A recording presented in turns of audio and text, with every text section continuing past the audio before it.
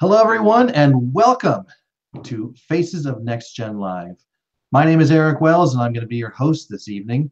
I am the education coordinator for the NextGen Genealogy Society, and I'm also the owner of Legacy Left Right. I should know how to do this because I've done it so many times, but I still stumble. I'm just not very good at interviewing people. I don't even know why they come on the show, but that doesn't matter. I've got a sucker with me today, and his name is Blaine Bettinger. How are you doing today, sir? I'm great, thank you. How are you? I'm doing good. Now, is it Bettinger or Bettinger? Bettinger. Bettinger. Okay, Yep. so there's no ing in it like ring. Nope. Fantastic. So I am super excited to have you on the show. You have made a name for yourself in the cutting edge of genetic genealogy, and so let me ask you first. When did you first get really interested in genealogy itself? Yeah, so actually I started pretty early in genealogy. I was in middle school, Hmm. and this was in I guess, probably the very, very late 80s. So late 80s, early 90s. And I had to do an assignment for English class. And in this assignment, it was pretty simple: fill out a family tree. So I filled up as much as my parents could help me with, which was not much. So then I proceeded to call my grandmother, and off the top of her head, she rattled off names and dates and places for generations. Oh, And wow. I guess I got hooked at that point, and I joke that I've been trying to fill out that tree ever since. It's the assignment that has never ended, many, many, many years later. So So I just been hooked since. you never really turned in your homework then, like. That's that's right. I have an incomplete from middle school. I'll Now we've probably got. die with that incomplete too. I know, right? You're never really done with your tree. That's right. It cracks me up when people are like, "Oh, I finished my family tree." I'm like, "Nope." Right. Yeah. Good luck. We've got several people on the chat who already have our first question, and it's actually related to your project in the middle school. It's a hipster historian asks, "What is the poster behind your head?" That is my family tree. It's actually my kid's family tree, so it has both sides of the family, and I'm still trying to figure that chart out. So here I am. Yeah, it looks like it's got a few missing pieces over there. It does. My great grandmother was adopted, and she's not helping me out much. Yeah, and with the new genetic tools that are out there, it makes it easier, but doesn't always answer the questions. For sure. For sure. Now, what is your with the Next Gen Genealogy Network, where we try to connect the young generations with the new generations of genealogists, and so where do you fall in that age range? Well, that's a good question because I never really know exactly where I fit. I'm 41, Okay. so guess I'm sort of in the middle somewhere, and I feel like I skew a little bit younger, Mhm. but I guess I'm right in the middle. Yeah, that's kind of where I'm at too. I'm turning 40 this year, and I feel like I feel like I'm a younger genealogist like yourself. Mhm. I didn't really have grow up with the heavy microfilm, like that was the only option or something. I didn't really grow up with that. I was able to get more into the email side of things, the computer side of things, and the forum side of things, more than just the microfilm. So when you've done your family tree, I'm sure that you ran into a lot of interesting ancestors. What was one of the one that you would want to meet the most? You know, I was thinking about this a little while ago, and I have actually two answers. My easy answer is my adopted great grandmother. Oh yeah. Actually, I did meet her, but she died when I was about 7 years old. So my memories of her, and she had already mentally declined by then. So I didn't really, I guess, get to meet her per se. Um, so I would have liked to have met her at a time where we could have had an interesting conversation about her history. That's the easy answer. the real answer is, she was adopted. So who I really want to meet are her parents. But I feel like that's cheating. So I guess my real answer is I want to meet her parents. That'd be cool. The unnamed parents right. thus far. That's right. And do you have any like clues about that at all? Tantalizing clues? Yeah, I do. Thanks to DNA, I have figured out who her mother was. Okay. And I'm still working on her father, but I have no doubt at some point in the next couple of years, I'll definitely figure that out too. So I'll at least know who they were, and I think that'll be a big accomplishment. And that wouldn't have been possible if just even 5 years ago. So and we need to kind of be grateful for all those who do put their DNA test kits in. Yeah, absolutely. Without millions of people in these databases, it would have been nearly impossible for me to figure this out. So we're living in an amazing time for genealogy, without a doubt. When was the first time that you took a DNA test? I took a DNA test in 2003, actually. That was my first test. I was in grad school, and so I was a genealogist, I was a scientist, and a DNA test combined everything I love the most in the world, and I ordered it and have been ordering DNA tests ever since. And how much, do you remember, how much did that first DNA test cost? Yeah, that's a good question. What's interesting about that is that in 2003, my first test was actually an autosomal test, which was kind of unusual. People were only ordering Y and mitochondrial at that time. This is one of those really early autosomal that looked at like 200 markers. And I think I got it on sale for like $200. And the information, and you only got this high-level ethnicity test, and it was just terrible, but it was enough to get me hooked. It was $1 a marker, it sounds like. Right, $1 a marker, right. At that price now, it'd be $600,000 for a DNA test. Yeah, we're up to hundreds of thousands of markers with these tests. Right. Yeah, so then I quickly transitioned to Y and mitochondrial, so. Yeah. And how long do you remember how long it took to get those results back? I don't remember, actually. I remember waiting forever, but I feel like that for every test, so it's not a good gauge. Got it. And what was one of your most interesting or surprising discoveries that you've made in your years of doing this? Well, I think every time I'm able, so my grandmother, like I said, she put me in a good place for genealogy, right? So I didn't have a lot of on most of my lines, at least on her side, I didn't have a lot of the low-hanging fruit that people that are just starting out get to do, because she'd already sort of done that for me, which I was grateful for. But I think what it did is it set me up so I would have I'd have to do more work to break through to the next level than someone that just starts out and can look at a 1930 census and, find their grandparents or whatever and start from there. So as a result, every time I would break through to another generation, I would feel like that was a major victory, because I didn't have any of those sort of smaller victories starting out. So I've had a lot of those major victories of breaking through. I think one of the big ones was going to the first time I really went to a nearby library, did some very brief research, and uncovered a book that connected at the very, so it was a descendancy book.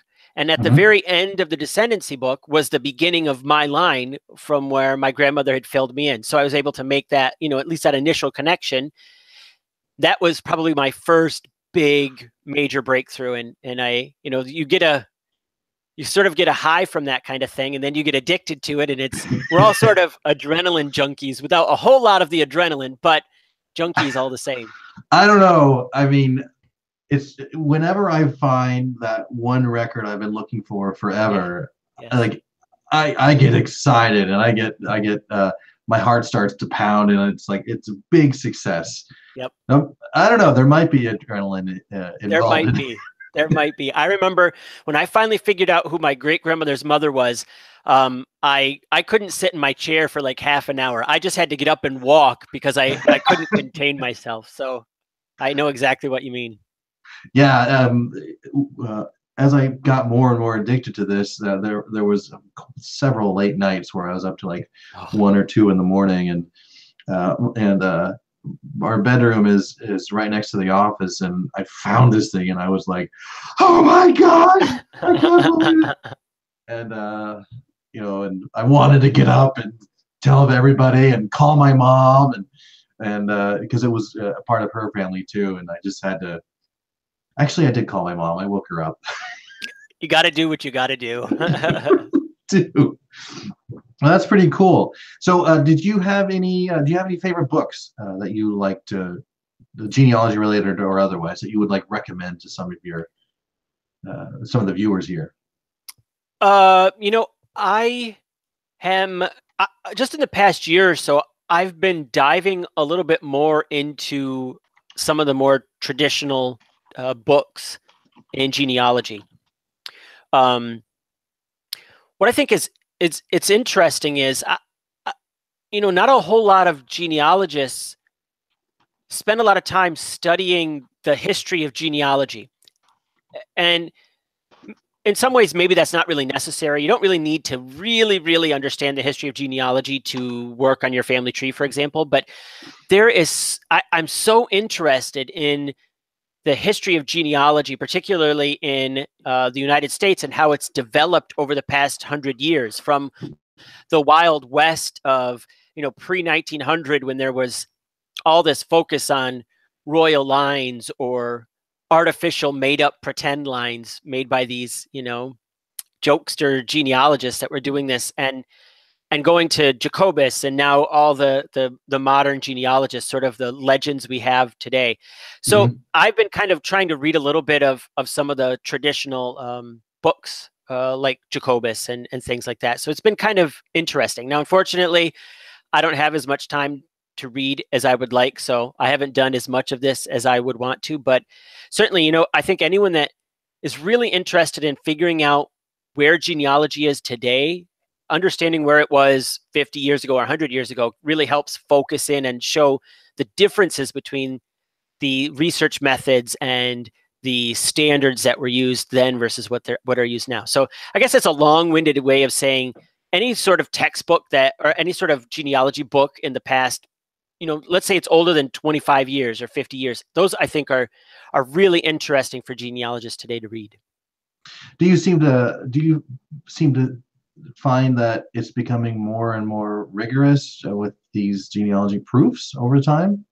Yeah, absolutely. Absolutely. I think the standards are increasing dramatically. They were non-existent maybe 100, 125 years ago. And then throughout the last century, they were increasingly more stringent to get to where we are today with, say, the genealogical proof standard and standards like that, which, of course, are all moves in the right direction, especially if we want genealogy to be recognized more and more as a true profession. Yeah, a true profession, and less, it could be a hobby, but it seems like it's more thought of as a hobby now than almost like electricity, working with electricity was in the early 1800s or 18th century even. That's right. Or I think of it as doctors, right? So you could be a family doctor by hooking up with another doctor and following him or her around for a while, and you were suddenly a doctor. You didn't have to. The licensing was not really today it's unbelievably stringent, but maybe I don't know if at what point, where along that spectrum should genealogy go? I don't know, but we're at least moving in the direction of having high standards so that the output we create is high quality output, which of course is very important. Yeah, and doctors don't need to know how to cut hair anymore like their predecessor, the barber surgeons used to. Right. Although that would be convenient while you're at the hospital, get a haircut. Yeah. That would be convenient. You're kind of anesthetized in an operation, and they cut your hair while they're at it. Exactly. And hopefully they don't use those tiny little laparoscopic scissors. Exactly. 50 hours later, you're all done. So where do you see genealogy standards going in the future? What more could we add to them, do you think? Well, one thing I think, a couple of areas that will improve, certainly, or not improve, but maybe I guess I would say change, is certainly the addition of DNA. So DNA is still at the forefront here, I think, and incorporating it into traditional documentary evidence is still something that's fairly new to most people. So I think the standards will evolve to either specifically or sort of inherently incorporate DNA evidence. The other area I see genealogy really improving in is big data. So I think Okay. there are an immense amount of studies that can be done that could help us understand, help us interpret records and help us understand our ancestors a little bit better. So just a couple of things that come to mind, like, picking a particular area of a state, say, and say, what percentage of men owned land in that area? Or how often did a piece of land transfer? Or all sorts of, all it takes is an analysis of the records that are already there and extracting this sort of information, this sort of metadata almost. And then we have these studies to apply to our ancestors' lives. They moved into upstate New York where 63% of men owned land. Well, how come my ancestor wasn't one of those 63%, for example? So maybe it helps us understand a little bit more. But I see that really, really becoming a big thing over the next decade. So almost like a part of being able to apply big data to large record sets might help us fine tune some of the social history that was going on at the time is kind of what you're saying. I think that's absolutely the biggest facet. I think it will also help us find records that apply to our ancestors directly. But as a side benefit, I think we get this sort of social history by placing them in the midst of all this data and seeing how this, because all of these lives were just a network, a spider web, and being able to envision the spider web as data is, I think, a way to figure out where our ancestor was inside that spider web. And it gives us more of a four-dimensional outlook on our ancestors, it seems. I think so. You can take records from each locality, whole groups of records from each locality of your family, and sort of paint a much more livelier picture than you would have normally been able to do, it sounds like. I think that's right. If you might actually, at some point, we might be able to put them in a village at a certain time and almost be able to look at the other people that were there to see the interactions they almost certainly must have had with these other individuals. And we do a little bit of that now with things like the fan club, but it's not very alive to me. And I think big data can bring it alive.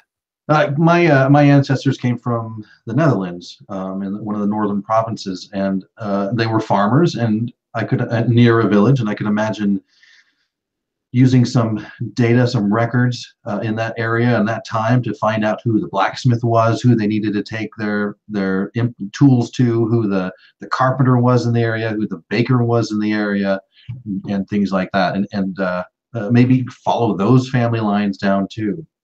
Absolutely. Once we get the data in a way that can be analyzed, I think it's unbelievable the things we'll be able to do with it. Yeah, I almost see the beginnings of that with the ethnicity, the genetic groups. I think that Ancestry is doing over time, as like groups of people moved from Europe to America or so, and then moved down into the South or across West over time. Yeah, I think that's a great example. Yeah. Shamrock Genealogist is asking, what do you think is going to be the next really big discovery or change in genetic genealogy?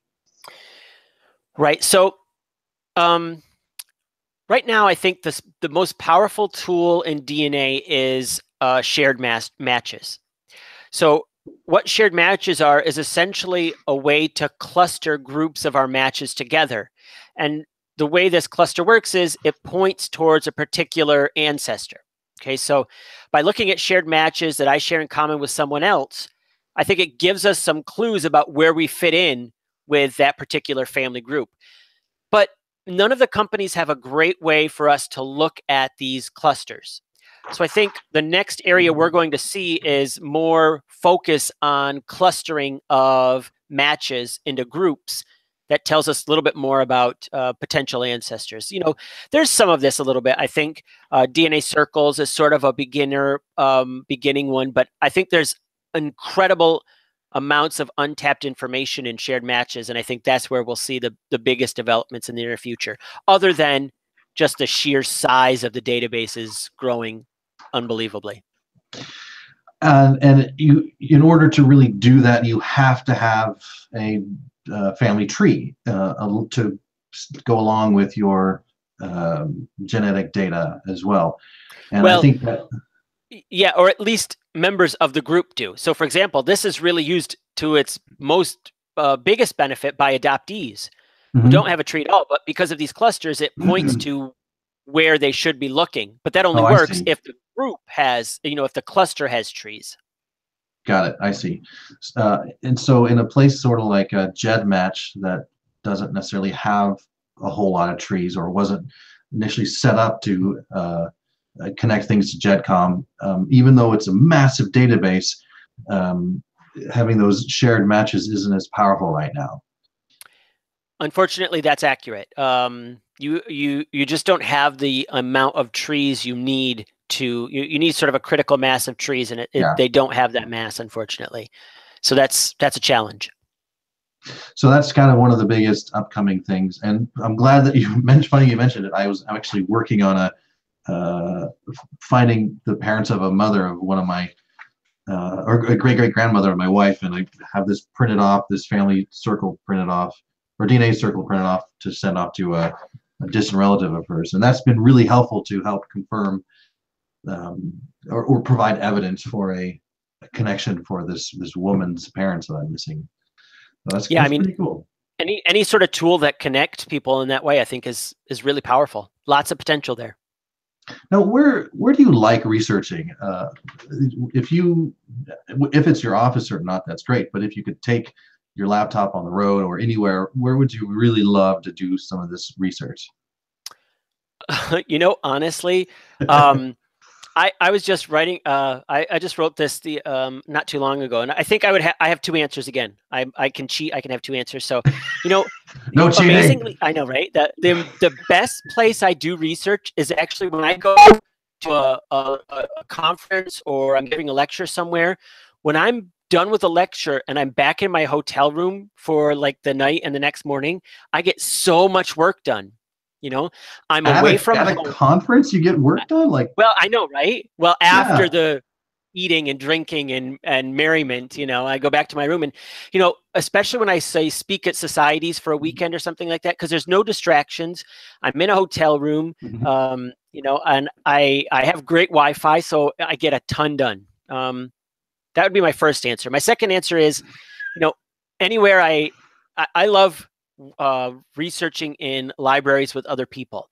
So like the family history library with groups of other people, it's just a lot of fun because you can share your findings with them, and you know, it's sort of a social event at the same time you're researching. Oh, okay. I get Obviously, I don't get as much done there, but it's a lot of fun. Yeah, that's more of the genealogy sport in a sense, the team sport. Right. That's right. That's right. That's so you get to be all excited, like, hey, I'm looking for this record, and then when you find something or a connection, you pull some other people over, and they all get excited together. That's right. That's right. I love it. And so, is one of the questions I have for you is, what's your specific area of interest? Is there something other than, or is that just the one that you're the most interested in? Actually, no. I have another area that isn't necessarily research oriented, but my by day I'm actually an intellectual property attorney. And so I do trademarks, copyrights, and patents. Now, the patent area doesn't apply so much to genealogy, but certainly copyrights and trademarks do. So I also like to, when I have the opportunity, lecture and educate people on copyright issues in genealogy and social media issues. Okay. You know, trademarks, brand building, things like that. Because I think those are all important areas that are not necessarily first nature to all genealogists. So that's an area I'm also involved in. Not really a research area per se, but an area of genealogy that I'm very active in. So this is more referring to maybe photos that you would of headstones you'd find on Find a Grave and what you can do with them or not. That's exactly right. So, for example, I'm doing the Virtual Institute of Genealogical Research next month. I'm doing a 2-weekend course on copyright essentials for genealogists. Mm-hmm. And I've been working on those presentations, and I'm having the greatest time because what I've done is I've scanned a bunch of my old stuff, letters, pictures, postcards, things like that, and I'm going through the lecture and saying, is this still protected by copyright? Can I make copies of this? Can I put it on my website? And can I put it in my blog? Things like that. And so it's been a fun exercise. And, all of us have those artifacts, right? Or many of us do. We have old pictures. We have old letters. And the question is, if I own a letter from my great grandmother, is that protected by copyright, or do I own it? Or, so there's all sorts of questions involved in it. And we don't necessarily think about it as much as we should, especially in the era of, if it's on the internet, it's free. So there are certainly a lot of copyright issues that people can learn from. And how would intellectual property issues kind of infringe on, or not infringe, but affect genealogy research? Because intellectual property to me almost sounds more like software or code or something, or maybe a process, but how would it affect genealogy? Well, I'll tell you this is, and this is one area I always try to focus on in my talks, is that as genealogists, so much of our output is protectable, copyrightable work. Mm-hmm. So, for example, when we write up a family newsletter, or when we write up, more importantly, a genealogical conclusion or family narrative that we share with other people, that's our protectable work. That's our copyright. When we share family photos, that's our copyright. And so we want to make sure that we protect what's our work to the extent we want to protect it, right? So there's also the balance, right? So we want to balance protecting our work versus getting our work out there, right? Yeah. If I write up the most wonderful family narrative ever, and I protect it to the degree that I keep it in a lockbox in my house and never share it, what use is it? Right? So it's always a balance. And so that's another reason, for example, I talk about Creative Commons licenses. So Creative Commons licenses are a way for you to license your work using these prefab licenses that you can sort of create to however restriction you want. So, for example, a lot of the work I create on my blog, or say the Shared Centimorgen Project, I do through Creative Commons, so that it gets out there.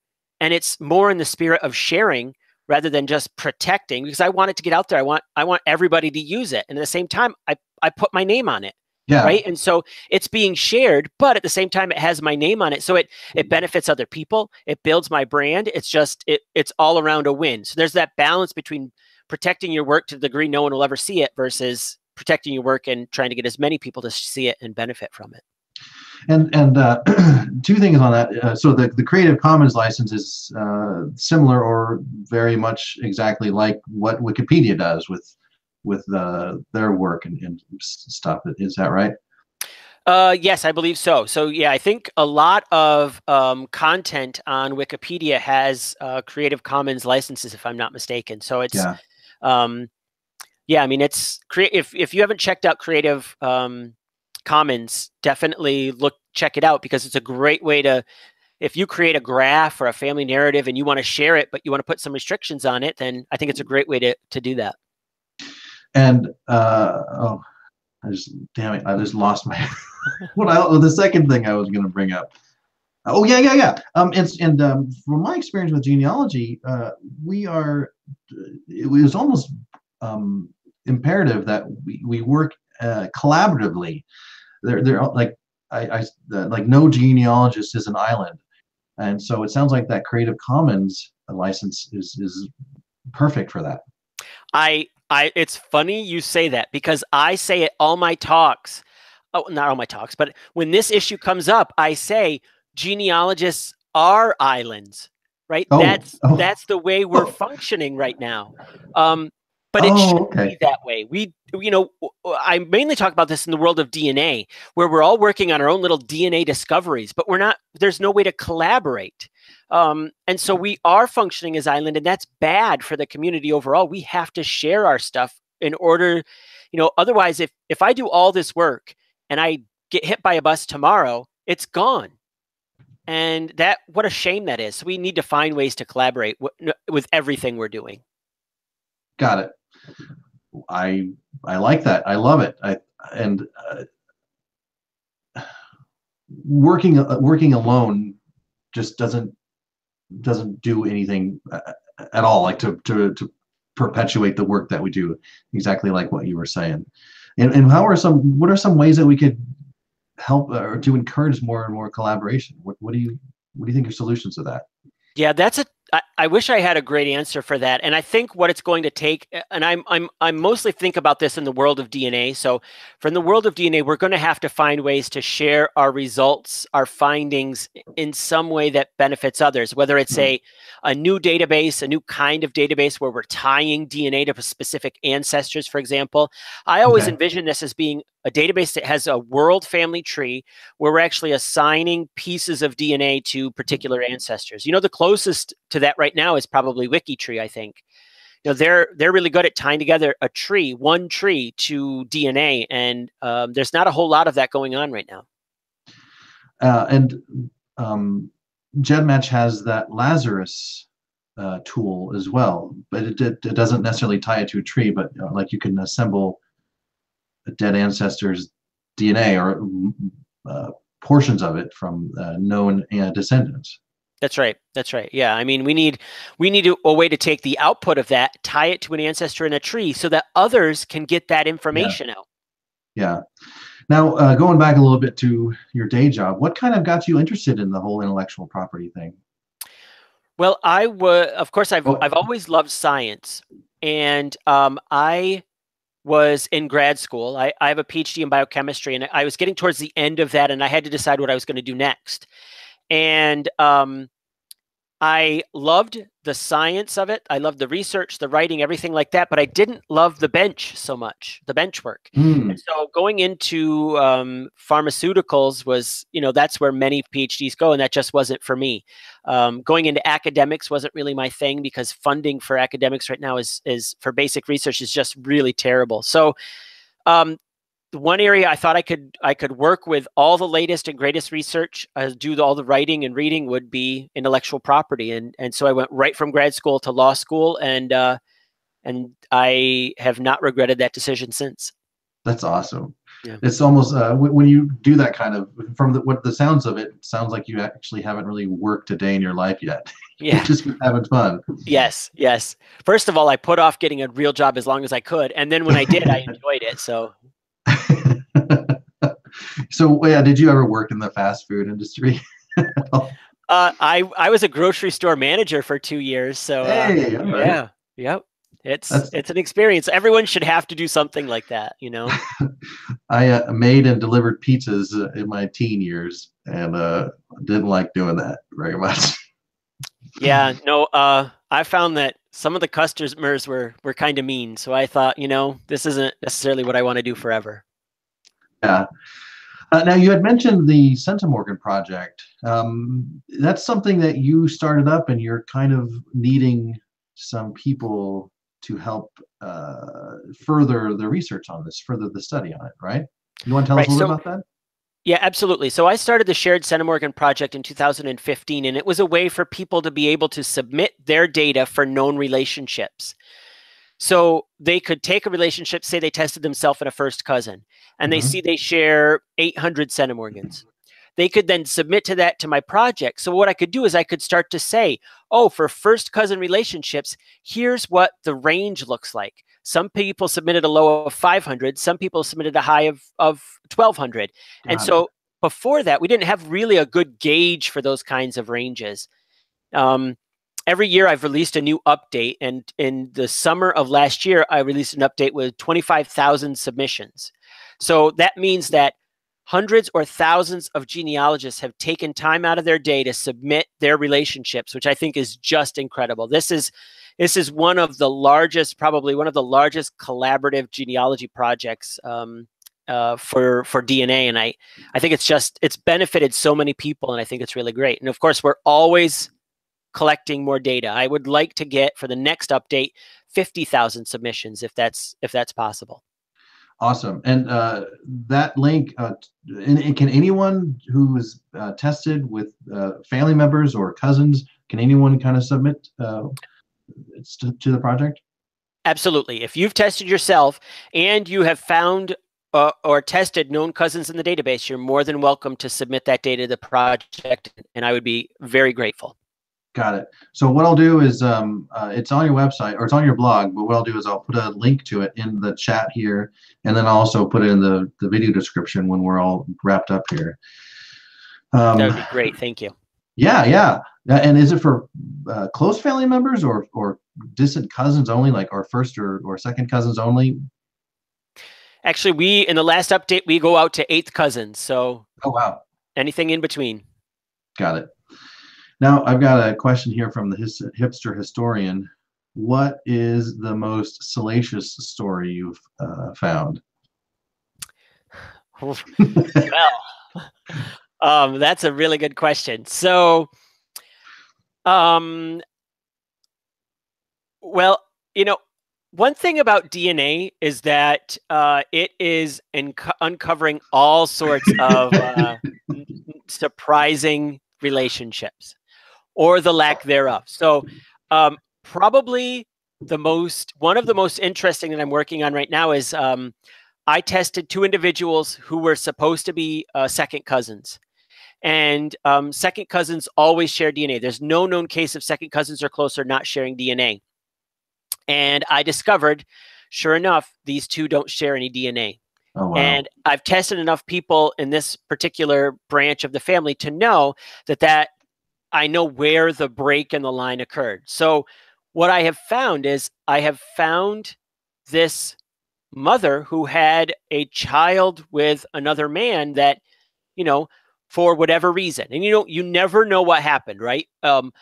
I like to think it was a consensual relationship, certainly, but these things are being uncovered all the time. You can't do, if you're going to do any sort of DNA testing and you're going to be testing lots of family members, you're going to run into this at some point, and it's really it can be really surprising. And I personally, about 2.5 years ago discovered that I have a half brother I never knew about through a DNA test. So this happens to everybody. Yeah, DNA really brings out some of the skeletons in the closet. I have a client who shared some stories with me about a grandmother who just treated whose son gave my client up for adoption and never really participated in the life, and didn't really know, and the client didn't really know that they were related to this person. Kind of knew that there was a father out there, but didn't know who it was. And finally a court issue came up and a paternity test was called for, and it confirmed that this person was related, or was the father of my client. And the grandmother or the mother of the father was just awful to my client. And I think that what we found much later is that the grandmother and the grandfather had given up a child for adoption just days before they got married, like 2 weeks before they got married. And it was a secret that they kept to their graves. We didn't find out until after they had passed that there was this unknown daughter and sibling for the client's father. And so I think that the reason that the grandmother got so angry and was because she got scared that now through DNA you can discover the paternity of missing children, or even so. I don't know. I just kind of think that may be a big possibility of pulling when you pull these skeletons out of old closets. Yeah, I mean, it again, as I said, it's it's everywhere. And so it's something we definitely have to think about before we ask someone to test and make them aware of, because there are a lot of issues that can arise. Yeah, yeah. There's a lot of great stuff that can be found, and a lot of scary stuff that can be, or some skeletons get pulled out and dragged out of the closet. Yeah. Um, what areas do you want to that you're not necessarily good at that you kind of want to learn more about? What areas in genealogy? You know, one area that I am dying to learn more about, and I have tried a little bit, is tax records. Tax records to me are sort of a little bit of a black hole. Where I did most of my research in my earlier to intermediate years were in an area where the tax records were terrible, and so I didn't have much call to use them. And so as a result, I didn't have that much exposure to them like I did all other sorts of records. And so I think that's one area I would really like to look more into, but I really need some hand-holding on this one. I would love to take a week-long course at one of the institutes about how to use tax records, and so maybe at some point down the road. Got it. Not very exciting. Tax records, yuck, but I mean, they're really, really valuable for some people. They haven't been for me yet, but I think they're important. Oh, tax records. No, not at all. I think that they can be pretty darn interesting. Again, some of the early tax records, like in the early 1800s, they kind of shed light as to what type of a farm ancestor held. Like I remember looking up one, and it was all apples. They just had a ton of apples on this tax record. I'm like, oh, so they did apples, and I think, or they made apple cider is kind of what it said on there. And I don't know. I thought that was interesting, but I think that there's a lot more, like you're saying, a lot more that can be. Yeah, no, I think that's great. As I said, I'm a big proponent of filling in a bunch of the story. Who cares so much about the death date and the birth date? Let's fill in the rest of the story. What were they like? What were their lives like? Obviously, hopefully they like cider. Either that or they were sick of it. I don't know. Or they made a lot of money from it. Plenty of money. Hopefully. And I'll bet that what we talked about earlier about that big data, it might be able to pull a lot more stuff out of those tax records. I bet it'd be a big help. Absolutely. Undoubtedly. Man, that would be kind of cool. Like we can get the location of where these people lived and have a look at some of these tax records and sort of almost blanket the whole area about these individual little farms, what they did, how much stock they had, how many cows they had, bushels of wheat or whatever. That'd be really cool. Yeah, I mean, you could see how many pigs were in the town at that time, and what was their distribution, and how come my ancestor didn't own any, and everyone around him did, and all sorts of things. Yeah, why did my ancestor own cows, but looking around, he was the anomaly. Like everyone else had sheep or pigs or goats or something. Right. Wow, that'd be kind of. There's all sorts of stuff that we haven't even thought about. I'm sure that's just lying behind big data. It's all there. It's just waiting for somebody to do this. That's exciting. I wouldn't even know where to start, how to program that kind of stuff. But me either. Luckily, there are people far smarter than me that can do that type of thing. So I'm going to let them do it and just benefit from it. I can still program a TI-81, but I can't do much past that. There you go. Do you take clients? I assume, do you take clients on? I don't take clients at the current time, no. Between my day job and lecturing, I don't have time for clients. I'm hoping to in the future, but I don't right now.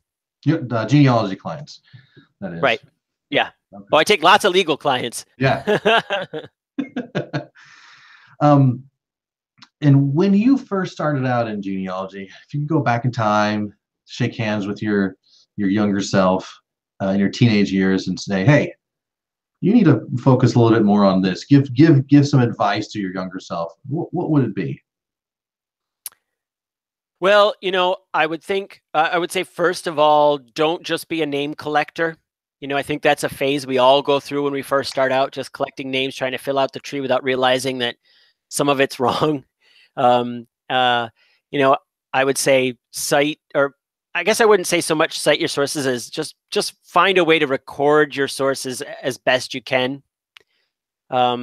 And then I guess my third piece of advice would be get some spit or DNA from some of those ancestors that aren't going to be around in 10 years when there's DNA testing.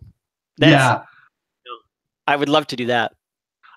In 2017, I had two relatives pass away, older relatives. My grandmother died just a month ago, and my great aunt passed away at the beginning of the year. And I was lucky enough that I got DNA samples from each one of them before they passed away, and it's been really helpful for some of the family and those family who have no idea what I'm doing. Now that these individuals have passed away, they're kind of grateful for me taking the time to do that, and that we have that available for them. You know, that's really interesting. I now have DNA samples for a couple of people that have since passed away, and I feel like in a way they are still having their DNA in a database, and whatever your religious beliefs are, but having their DNA in a database is a way for them to continue to be with me and to help me. And yeah, you know, it's kind of interesting in that way. And hasn't been a whole lot of discussion about this yet in the community, but these databases are going to be full of what I call zombie accounts in the near future. You know, people that have passed away, and sure. you know, and so I love the fact that they're still there helping us and helping us make discoveries. It's really kind of cool when you think about it. Now, for some of the beginner DNA folks, that doesn't necessarily mean you can reconstruct your entire grandma from the samples that are there. Right. No, I mean, there are some pretty serious limitations as to what you can do, but at the same time, you know, there's some pretty cool stuff you can do too, and who knows what the future may bring. So it's certainly, if there's any advice I can give to someone, test the oldest generation now. Well, they're willing to test and available to test, because you will regret it in the future that you weren't able to do that. Yeah. If when you're if someone's here is asking for advice, like when you do test some distant relatives and you kind of find out that their mother or their grandmother may not necessarily be the person that they thought it was, what do you think you should, or what would you say to a person like that? Like, how do you break the news in a sense? Well, first of all, I would recommend asking them when you take their DNA what their preference is. So ask them, you know, if there are any surprises or anything unusual in here, do you want to know or not? Because that way, that kind of makes them the decider of whether or not they want to know that information. Yeah, that's a great way to put it. Yeah. Yeah. Like, hey, you don't. Yeah, I like that. Right, because you don't want to be the gatekeeper of that, right? You want them to make that decision for themselves. On the other hand, you know, lots of us didn't do that before testing. So if it's after testing, one method I've heard people use is sort of to bring it up in terms of another person. So for example, say like, you know, I tested this other friend of mine, and it turns out his dad isn't his dad. And I don't know whether to tell him or whether he'd want to know. I'm not as crazy about that method because it kind of feels a little bit sneaky to me, but it's a way to sort of gauge what their reaction might be. My big preference, though, is to ask them up front. I like that. That's a good way to handle it. And so another question we've got here from the angry genealogist is, from what he understands, all of the mitochondrial DNA testing, the mitochondrial DNA that they have has been disposed of. Do you see Ancestry or some other companies doing that with some of the autosomal tests that they have now? Well, so Family Tree DNA keeps all the DNA samples that get submitted, but there was another company called the Sorensen Molecular Genealogy Foundation that collected samples for Y-DNA, mitochondrial DNA. And that company was bought by Ancestry because that company, that business went out of business. So Ancestry bought that database. They have not yet destroyed the samples, but there are no plans for making it available. So, you know, at the current time, I don't know of anyone that's planning on doing any sort of mitochondrial or Y testing, but certainly, you know, if you're interested in that type of testing, Family Tree DNA is the place to do it. They have an enormous database for both of those. Now, do you attend conventions? We kind of talked several about that before, but yes, I love conventions. I love seeing people and interacting with people, and I love them. Where's the next one you're going to be at? So the next big one I'm at, I have a couple of weekend society ones, which I absolutely love because it's more one-on-one with people. So for example, I'm like at the California Genealogical Society and Library in Oakland in March, which I'm really looking forward to. But the next big one is the National Genealogical Society in Michigan. And I think that's right in May. So I'm really looking forward to that. Yeah, I'm going to be there as well. I'm excited. It'll be the first NGS conference that I've intentionally been to. The last one I went to was unintentional. I didn't even know what was going on. I went there for to see the meetup for the NextGen group, and I had no idea there was a larger conference going on. So. Oh wow, that's pretty funny. Well, good. You're gonna love it. It's the best. I love NGS. Awesome. And do you have some talks you're giving at NGS? I am giving some talks. They're all, I think these are all DNA talks. And one I'm really excited about is I'm talking about Native American DNA. So there's a lot of fact and myth and misunderstanding about Native American DNA. So I'm going to give a talk about that. That's great, because a lot of people have asked me like, hey, or actually no, let me take that back. Some of the sample or tests that I have, the kits that I manage, people are asking me like, hey, why isn't there any Native American in here? Like, I've heard that we have Native American in our family, but why isn't it showing up here? And isn't it common for all of most of us Americans to have some Native American in them? And I'm like, no, this is not true. You're making this up. Where'd you hear this? No. Yeah, lots of myth and misunderstanding for sure. Yep. I'm really glad you're covering that. It'll give me some answer or some way to tell these people, no, you're white bread English European. Yep. Yep. Yep. And where can people find you on the web? So I am at thegeneticgenealogist.com. That's my blog. Mm-hmm. And I also have a Facebook group called Genetic Genealogy Tips and Techniques. So just search Genetic Genealogy Tips and Techniques at Facebook, and we'd love to have you join us. Yeah, I'm a part of that group, and it's just fantastic. I love the activity in it, and you're always you yourself are always popping up in there, putting polls and sharing articles, and just getting some good genetic genealogy questions started.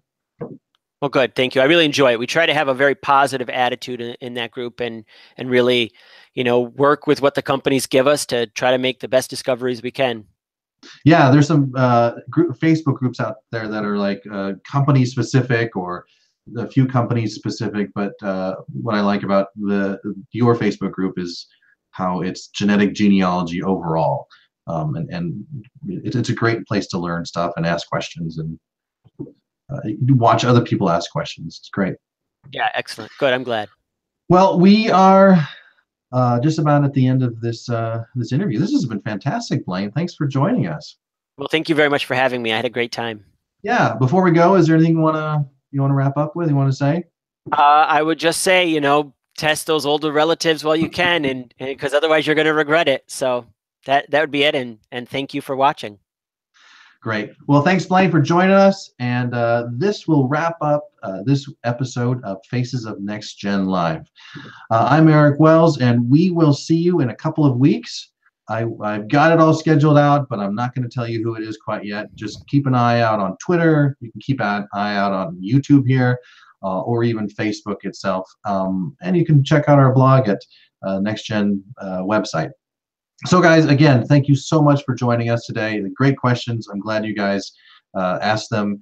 And we will see you next time. See ya.